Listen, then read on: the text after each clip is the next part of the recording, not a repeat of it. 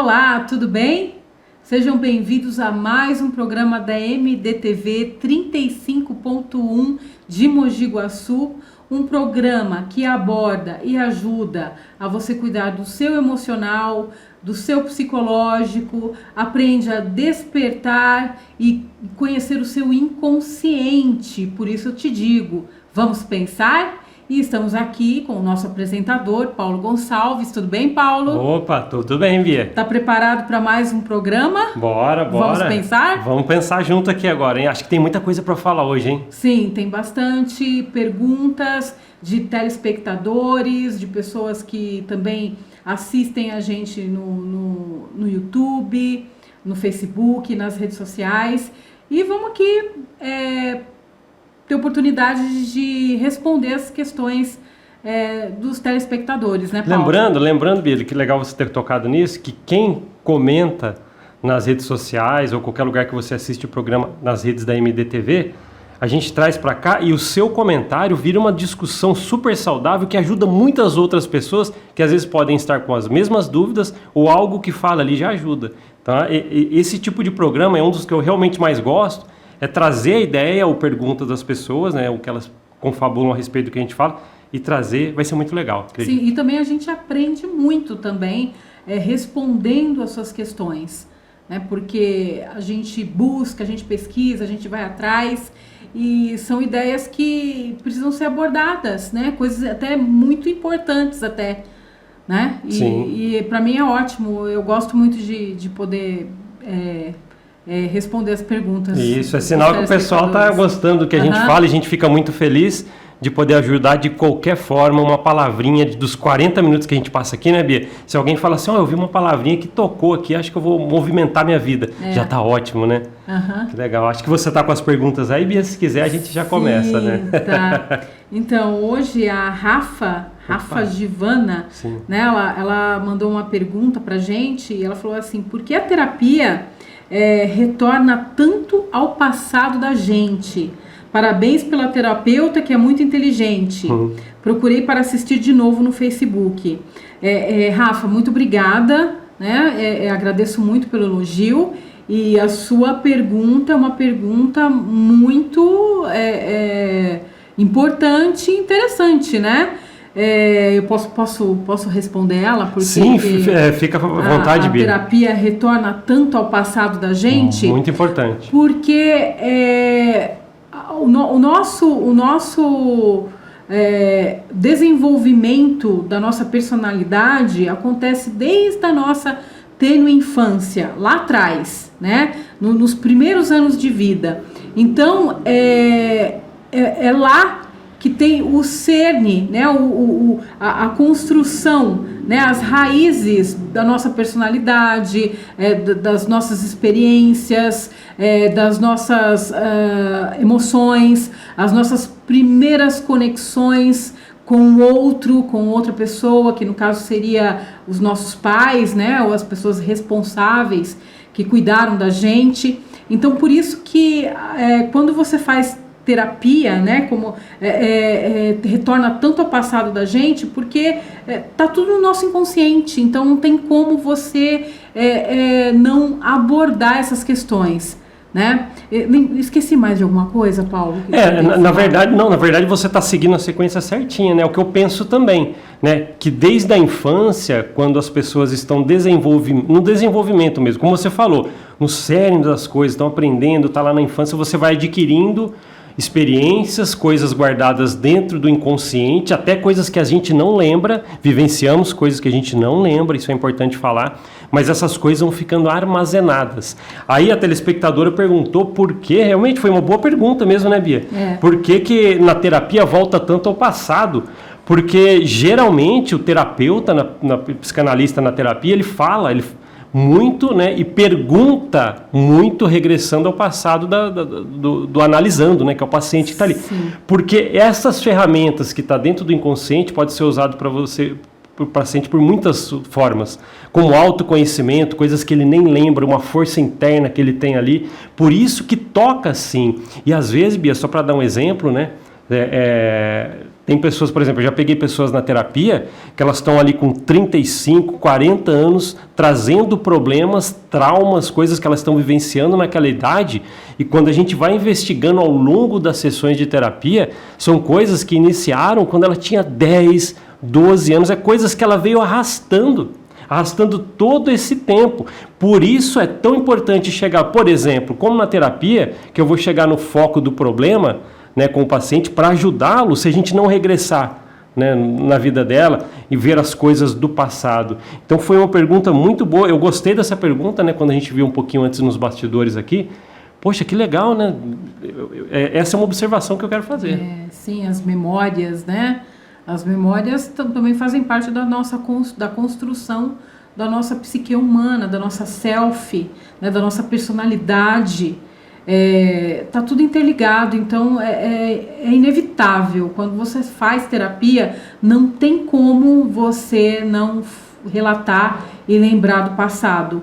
E uma coisa que é bem também interessante, que vários... que já teve vários pacientes que já me relataram que quando estava fazendo na terapia, quando eles tinham que, na cabeça, né, falar, né, a respeito da vida deles, é como se você estimulasse o cérebro como que eu vou dizer assim, organizar o seu pensamento para você contar os seus sentimentos, as emoções, a sua história, as suas vivências, o que acontece com você no dia a dia, o que acontece no passado, os seus medos. Então, durante esse processo de você pensar no que você vai falar a respeito de você, você acaba até lembrando de coisas que você tinha esquecido. Então a terapia, ela faz você às vezes lembrar de coisas que você não estava lembrando, mas daí de repente a memória acessa ali uma lembrança que você não pensava a respeito, mas está lá guardadinha na memória, né, no inconsciente. É como se fosse você, tipo assim, você vai organizar a sua casa, você vai pegar seus armários, o guarda-roupa, e você vai tirar tudo que tem do guarda-roupa, vai limpar o guarda-roupa, vai abrir as gavetas, vai tirar as roupas da gaveta, e você acaba achando até roupas que você não lembrava mais que você tinha. Né? E que em algum momento te serviu muito bem. Sim, por isso que é importante resgatar as memórias. E daí você vai reorganizar tudo de novo aquilo lá. Isso aí é como se fosse o que eu tô falando, né? Uma analogia, né? Uma analogia da nossa mente. Quando a gente pensa e começa a analisar nós mesmos, as nossas memórias, as nossas emoções, a nossa história, o nosso sentimento, você começa a lembrar e tirar de coisas que você não se lembrava. E às vezes pode ser resposta de muitas dúvidas que você tem, que você traz na terapia, e que as memórias te dão insights. Então não podemos deixar de falar isso. Se você estiver numa terapia e você, meu psicanalista está voltando muito ao meu passado, é a ferramenta que ele vai precisar. Você tem ferramentas ali que você vai usar para o seu crescimento e ele vai utilizar para as técnicas ali poder te ajudar no autoconhecimento. Sim. Muito legal essa pergunta, viu, Bia? Tá. Então a próxima pergunta, deixa eu ver aqui. Canal GS, estou tentando ler aqui também na nossa listinha, que é isso mesmo? Tá, aqui é o canal GS, no caso é isso. A Samira, né? Ela colocou aqui. Tá, ela colocou o nome, aqui, ó. Tá. Obrigado pelas palavras da terapeuta Bia. Eu que agradeço, viu, Samira? Minha questão é: de que maneira a psicanálise lida com questões de autoestima e autoimagem?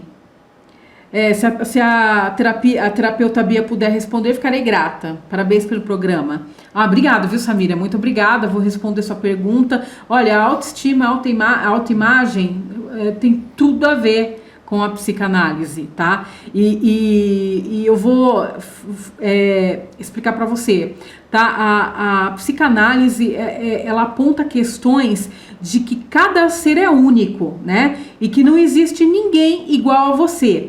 Ninguém tem uma história igual a você. Pode ter histórias semelhantes, parecidas, mas idênticas, iguais, não tem, né? Então, por isso que é importante você não fazer comparações, fica se comparando o tempo todo com outras pessoas, né? Mas, voltando para a psicanálise, né? A psicanálise,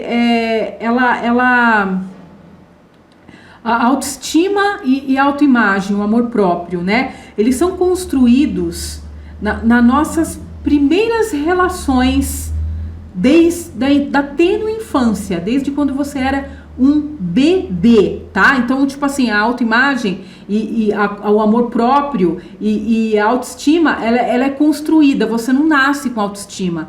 Ela é construída aos poucos e é desde a pequena infância, desde quando você era um bebê, nas suas primeiras relações com outros seres humanos. No caso, os seus cuidadores, né? Seja sua mãe, seu pai ou pessoas responsáveis, mas no caso, vamos falar assim, a mãe, né? Então, a mãe, ela é um espelho para esse bebê. Porque o bebê, ele vai se enxergar no olhar da mãe. Porque a mãe é a primeira pessoa que ele está tendo um relacionamento social. Então, é como se fosse um espelho ali. Ele vai poder ver ele mesmo na mãe. E ele vai se enxergar como um indivíduo por meio da mãe. Por isso que é tão importante o laço afetivo entre os pais, né? Ou as pessoas que são cuidadoras. Peraí, deixa eu só aqui. Porque esse assunto ele é bem extenso e muito importante. Desculpa, voltando aqui. A figura materna, ele é o primeiro espelho, tá? Entre o bebê e ele vai se enxergar, a maneira como ele se enxerga vai depender da maneira como a mãe vai tratar esse bebê, tratar essa criança, né? E ele vai internalizar esse olhar dessa mãe nele, né? Então, ou seja, como que esse bebê ele vai ser percebido? Como que ele vai ser sentido? Ele vai ser olhado, ele vai ser visto, ele vai ser cuidado, ele vai ser aceito, ele vai ser amado, ele vai ser desejado, ele vai ser reconhecido. Agora, ou ele vai ser ignorado, vai ser rejeitado, vai ser indesejado, vai ser mal visto. Então, só uma pessoa que sabe se amar, ela só sabe se amar se, na tênue infância, a mãe teve um olhar de amor, afeto, né, validação com esse bebê.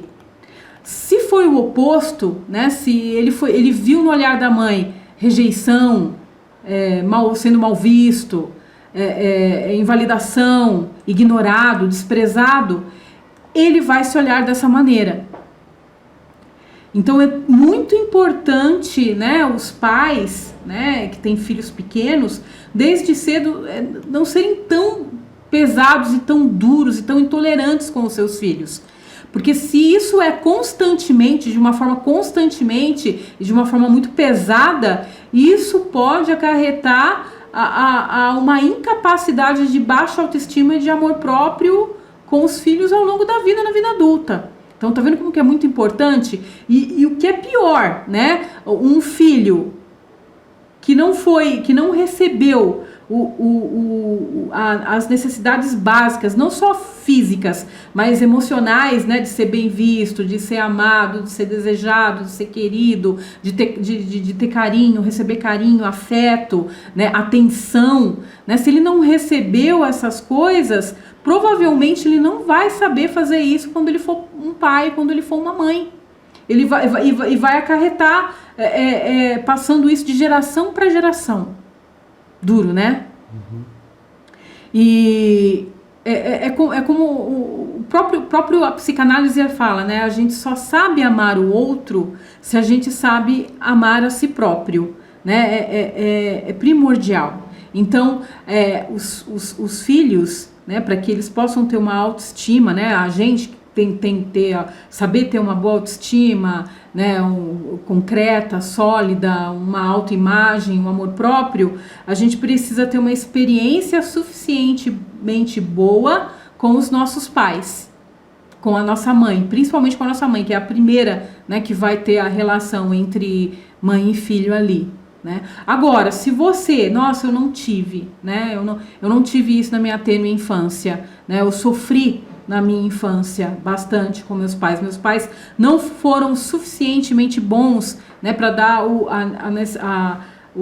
a necessidade de atenção, de afeto, de amor e carinho, tá? Eu não tô falando assim, às vezes que a gente vai falar assim, então você tem que ser mole com seu filho. Eu não tô falando isso, tá? Eu tô falando de uma coisa constante, né? Quando a pessoa ela despreza o filho de forma constantemente, né? Isso vai acarretar problemas sérios e severos na vida adulta, né? Então, quando você aprende a dar para o seu filho uma experiência boa, né, de amor, afeto, carinho, tudo que ele precisa, de ser bem visto, de ser bem acolhido, né, de ser amado, você está ensinando seu filho a se amar e consequentemente ele vai conseguir amar outras pessoas. É isso que a psicanálise ensina a respeito da construção da autoimagem, do autoconhecimento e também do autoconhecimento não, desculpa, da autoestima.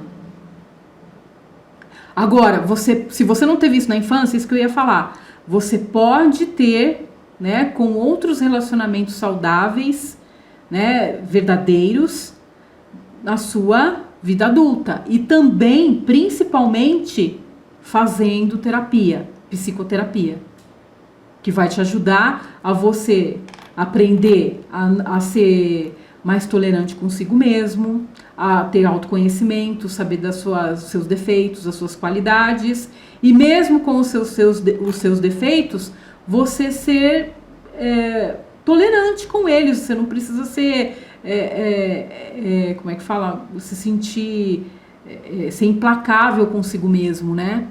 Porque muitas vezes a gente é intolerante consigo mesmo, então a gente vai poder, como que eu vou dizer, se acalentar, se amar, se maternar, se autocuidar. A psicanálise, a terapia, a psicoterapia pode te ajudar nessa questão, caso você sinta que tem algum problema relacionado lá atrás, na sua tênue infância, com os seus pais.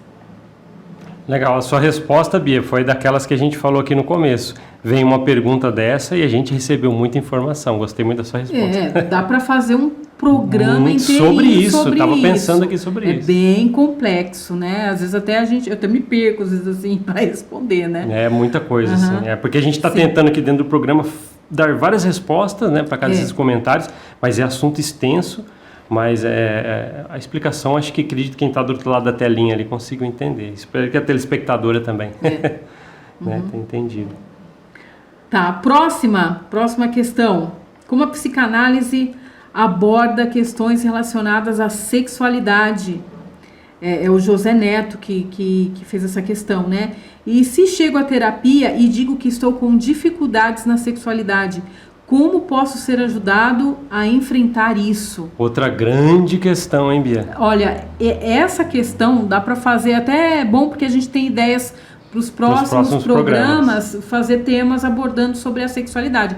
A psicanálise, o Freud, que foi um psiquiatra, médico psiquiatra, ele foi uma das primeiras pessoas no mundo a estudar a sexualidade. Você sabia, Paulo? Sabia, claro, você é psicanalista, né? Então, deixa eu ver aqui, as minhas anotações. E Freud, ele fez vários trabalhos na época sobre isso que até chocavam, né? Porque ele falava sobre sexualidade Freud, naquela época, né? Ele foi muito... Um precursor, muito também... Ele foi muito polêmico, ele foi muito criticado, mas hoje é totalmente aceito todas as teorias e os estudos que ele fez, abordando mesmo as pessoas no consultório dele, né? Porque ele estudava, ele pesquisava, ele via, né? Na terapia, no consultório dele, né? O comportamento das pessoas, e ele começou a ver muita coisa ali que era um tabu e que precisavam ser faladas, né? Então, voltando aí ao assunto, né? Como a psicanálise aborda a sexualidade, tá? Então, para eu responder essa pergunta, você precisa entender que a visão da sexualidade na área da sexologia, né? Estuda a ciência que estuda a sexualidade, né? A sexologia e a psicanálise, elas enxergam a sexualidade de formas bem distintas, apesar de serem relacionadas, mas é de uma maneira e uma visão bem diferente, né? Por exemplo, a sexologia, ela vê a sexualidade como algo, como que eu vou dizer assim, algo orgânico, algo fisiológico, algo anatômico, e com o intuito e simplesmente o propósito de reprodução, né? Ou seja, como que eu vou dizer? Pipi no seu popô, popô no seu pipi. A brincadeira. Tá? Exatamente, é mais ou menos isso que a sexologia ela vê como anatomicamente falando, organicamente falando, fisiologicamente falando, né? E o propósito da sexualidade. Agora, já na psicanálise é uma coisa muito mais profunda, muito mais complexa e muito mais, como que eu vou dizer? Ela é mais ampla, né? Ela não envolve só a parte da reprodução. Exatamente. O anatômico, não é né? só pipi no seu popô, popô no seu pipi. Não é somente homem e mulher com homem. Não é somente mulher com mulher e homem com homem. Vai muito. A sexualidade na psicanálise vai muito mais além. Ela está relacionada com a pulsão, com o desejo. E ela está no seu inconsciente. E ela pode englobar várias coisas do psiquismo humano que ultrapassa só o anatômico, o orgânico ali. Eu acho que, espero que as pessoas tenham entendido. Dá para fazer um programa sobre isso. Porque é bem dividido, né? É muito complexo. Quando Freud ele pegou para estudar, ele fez essa divisão. Tem a parte anatômica, reprodução, né, a parte sexual para isso, mas ele envolveu outras coisas. Essa é a sexologia. Isso, da sexologia. Daí ele estava falando das questões do inconsciente, que do já vem as pulsões, humano, como você estava falando. Dos desejos, das pulsões, do tesão e etc e tal, e que não só define só o ato sexual em si, que engloba muito mais outras coisas. Entendeu? Por exemplo, a questão de simplesmente de você, por exemplo, tá aqui no nosso programa, no programa Vamos Pensar aqui na MDTV, a gente está aqui por uma questão de vontade, de desejo, né? Então, engloba também a questão da sexualidade ali, né? E é uma coisa muito louca, mas é mais ou menos isso aí que eu vou falar para vocês, tá? E é uma coisa profunda, tá? Ela estuda as complexas relações humanas, porque é muito complexo. É muito complexo. É legal deixar claro isso, porque as pulsões, como você falou do programa, temos o desejo de estar no programa, já é uma coisa que envolve o desejo de estar, de fazer, né? Tá vendo como para a psicanálise a questão sexualidade é muito diferente. É pulsões que levam o corpo a fazer algo, desejos, né? E ele faz outra pergunta também, né? Fez mais uma? Vamos ver. Se chego na terapia e digo que estou com dificuldades na sexualidade, como posso ser ajudado a enfrentar isso? Então, é uma pergunta que eu no caso, teria que saber, assim, porque é muito genérico, né? Você fala assim, não tem tantas informações, dificuldades, né? Quais dificuldades na sua sexualidade que você está percebendo? São dificuldades de você assumir a sua orientação sexual, ou são dificuldades orgânicas, né? O que seria? Eu não sei, né? No caso, se você quiser fazer outra questão, se você não quiser identificar, por exemplo? Se expor, você pode fazer uma pergunta anônima, né, nos comentários do YouTube, do Facebook, e a gente responde para você. Agora, eu posso, respondendo essa sua pergunta, eu posso contar uma história, né, que aconteceu com Freud, ao ele escrever uma carta respondendo para uma mãe pedindo ajuda a Freud para curar o filho gay. E Freud, ele escreve uma carta em 19 de abril de 1935, e ele responde a essa mãe. E eu até posso ler? Bia, antes de você ler essa carta, eu queria que quem estivesse do outro lado da telinha, a terapeuta Bia, ela vai ler uma carta que foi escrita por Freud a uma mãe, né?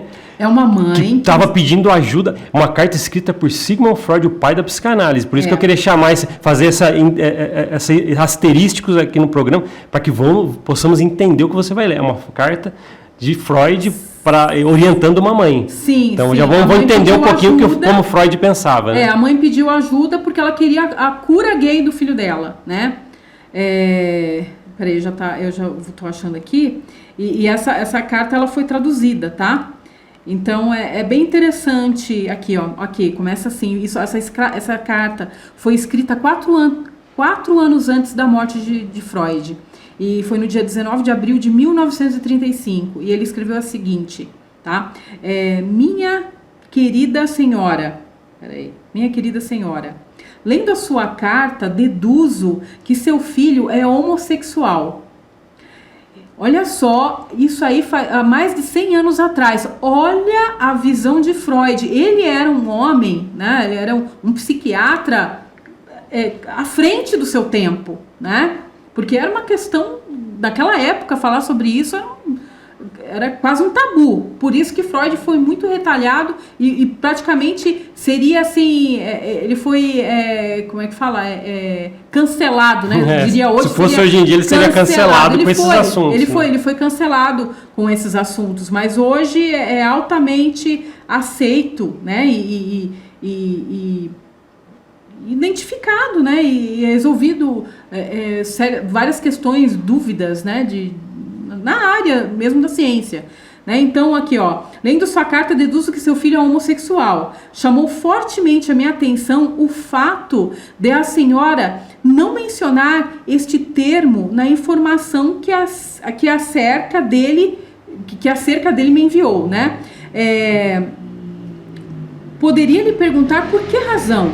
Não tenho dúvidas que a homossexualidade não representa uma vantagem, né, naquela época, né, que ele estava falando lá, né? Então, no entanto, também não existe motivos para se envergonhar dela, já que isso não supõe vício nem degradação alguma.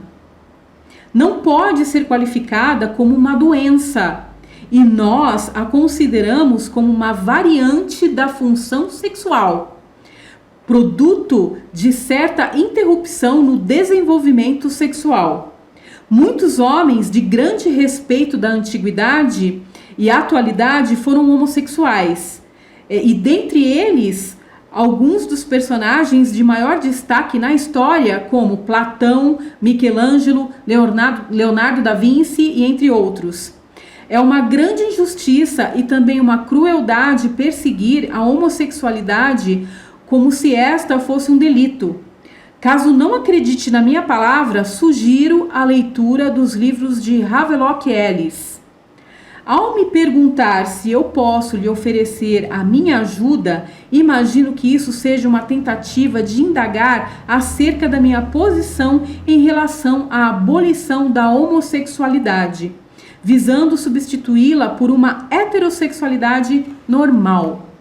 A minha resposta é que, em termos gerais, nada parecido podemos prometer. Em certos casos, conseguimos desenvolver rudimentos das tendências heterossexuais presentes em todo homossexual, embora, na maioria dos casos, não seja possível. A questão fundamenta-se principalmente na qualidade e idade do sujeito, sem possibilidade de determinar o resultado do tratamento. A análise, daí ele está falando, né, o que ele poderia ajudar o filho dele com a análise, né? O filho não, a filha da moça, né? A filha da mãe, o filho da mãe. A análise pode fazer outra coisa pelo seu filho. Se ele estiver experimentando descontentamento por causa de milhares de conflitos e inibição em relação à sua vida social, a análise poderá lhe proporcionar tranquilidade, paz psíquica e plena eficiência, independentemente de continuar sendo homossexual ou de mudar sua condição. Se você mudar de ideia, ele deve ser analisado por mim. Eu não espero que você vá. Ele terá de vir a Viena. Não tenho a intenção de sair daqui. No entanto, não deixe de me responder. Sinceramente, meus melhores desejos, Freud. Então, olha legal, só, hein? ele falou que a análise não ia fazer cura gay, mas que ia ajudar ele a ter uma vida social melhor, a ter paz psíquica, tranquilidade, proporcionar plena eficiência, independentemente deles querer continuar, né, com a sua orientação sexual ou não.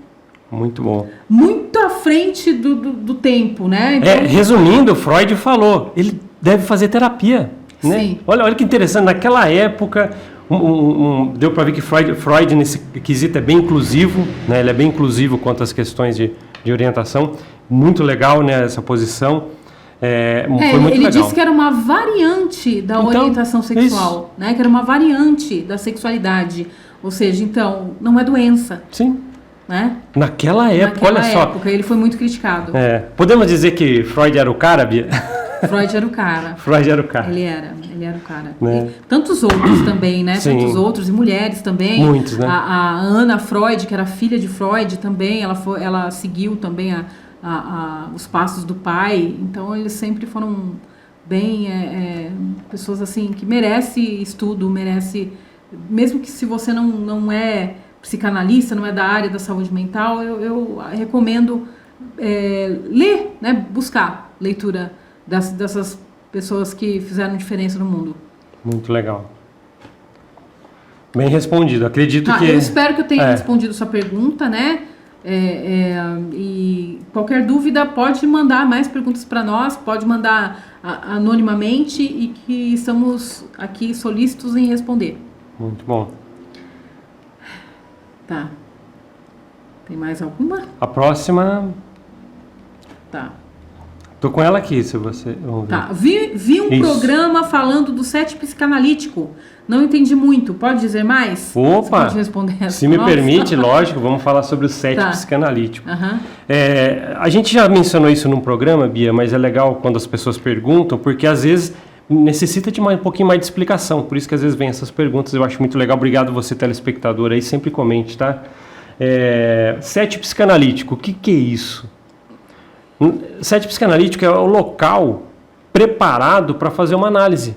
Um consultório do psicanalista, onde você vai, às vezes, presencial, ele é um set psicanalítico. Ele é preparado lá, às vezes, com a poltrona do psicanalista e o divã, né, onde o tradicional, né, consultório de um psicanálise, ou duas poltronas, onde fica o analisando e o analista, que é o psicanalista.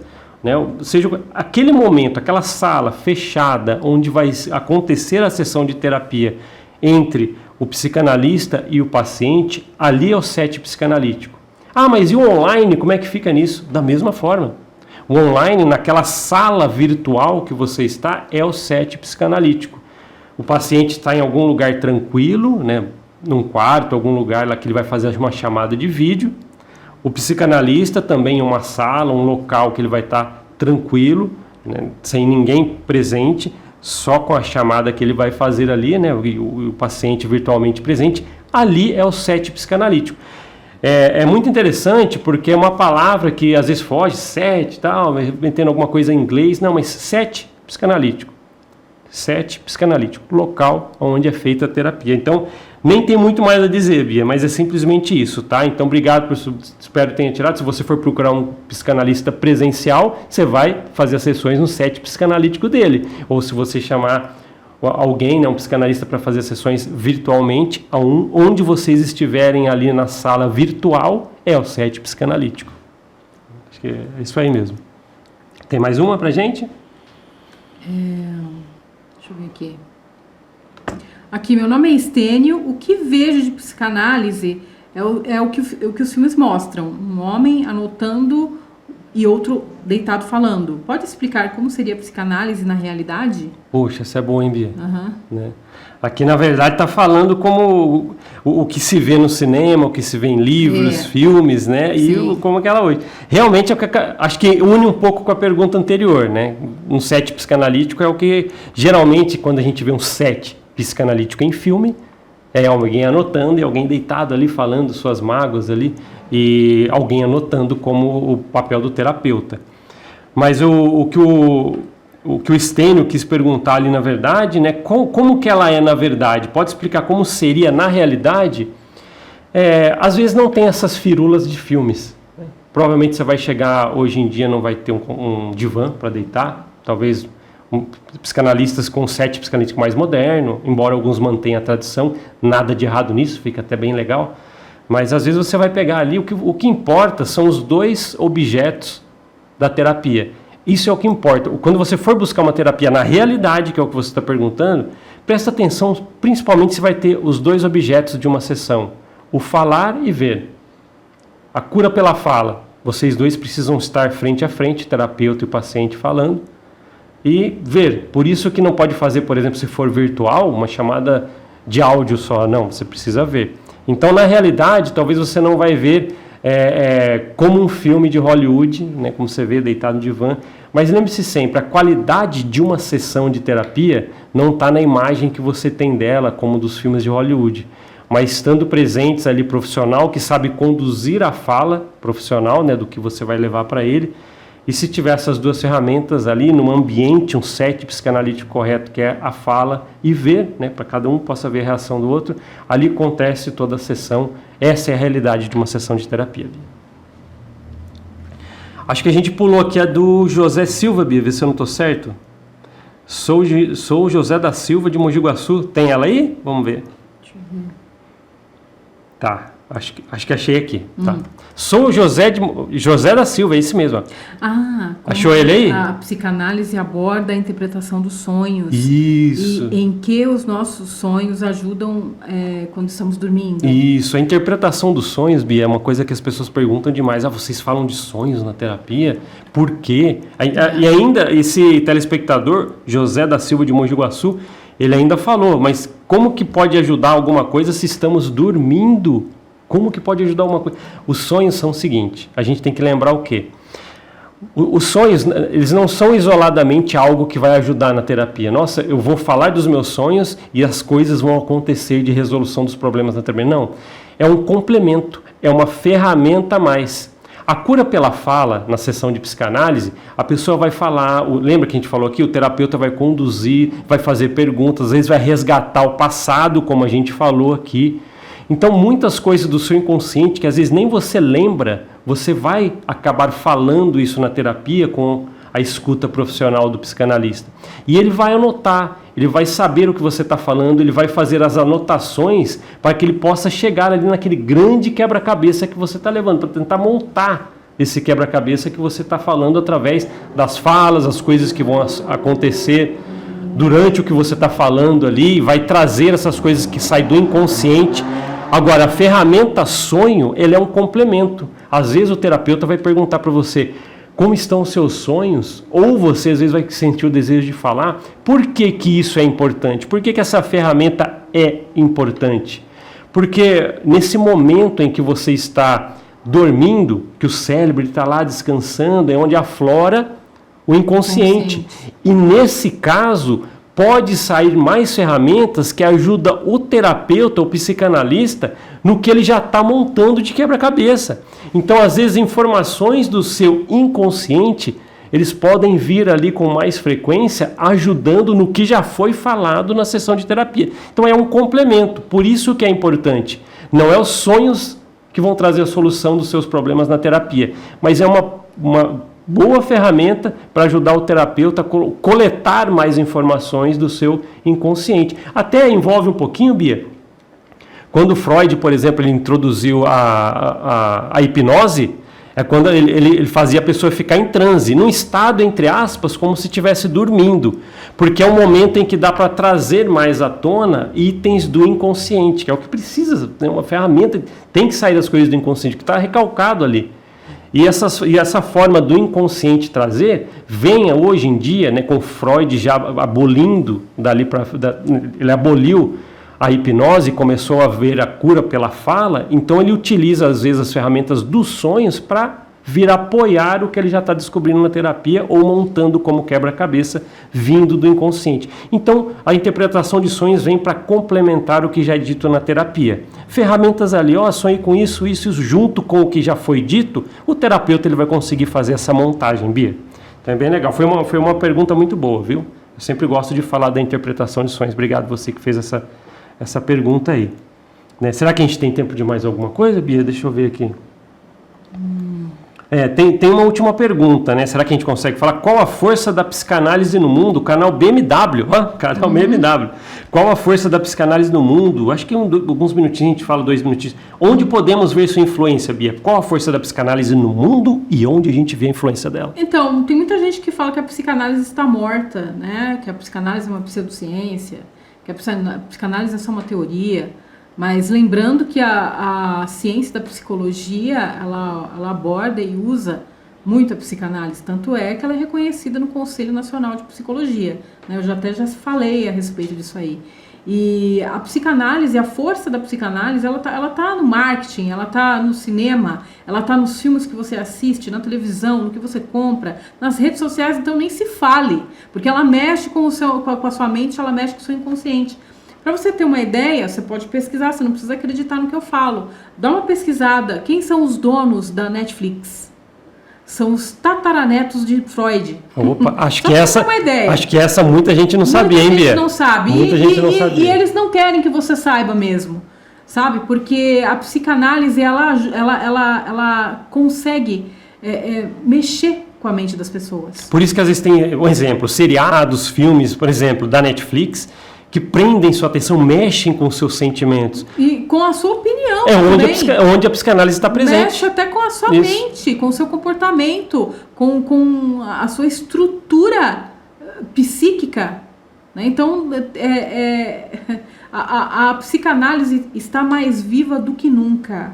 O que acontece é que o povo, né, as pessoas comuns, elas têm uma dificuldade muito grande de acessar a psicanálise, porque a psicanálise ela tem uma força muito grande de achar o cerne do seu problema, de achar o cerne das suas dificuldades, né, de saber o que você tem, qual que é o problema, por que você está desse jeito, né? Então, assim, eu acredito que existe algumas pessoas aí muito influentes que elas não querem mesmo que a psicanálise seja uma coisa difundida, com qualidade para todos.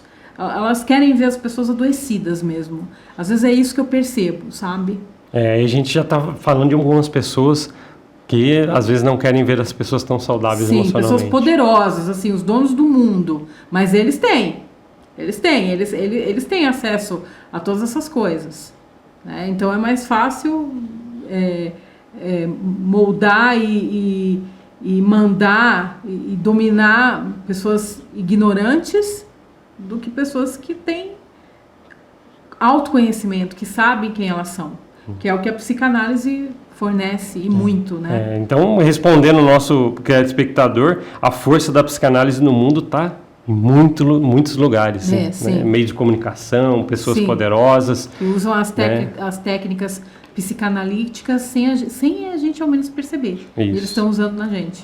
Então cuide do seu emocional, vai lá no seu terapeuta, vai lá no set psicanalítico dele e se cuide, porque as influências estão por aí. A gente não sabe às vezes se são tão boas, ou vindas por boas intenções. Mal, a maioria das vezes é pro mal. Às vezes não vem por boas intenções. Próprio, que legal, Bia. Chegamos, acho que o tempo aqui, né, Bia? Acabou o tempo. Olha, muito obrigado por vocês assistirem, muito obrigado pelo carinho de vocês, pelas perguntas, pelos elogios e daí, como é que eu digo, Paulo? Vamos pensar? Até a próxima. Até mais, até o próximo programa. Muito obrigada. Tchau, tchau.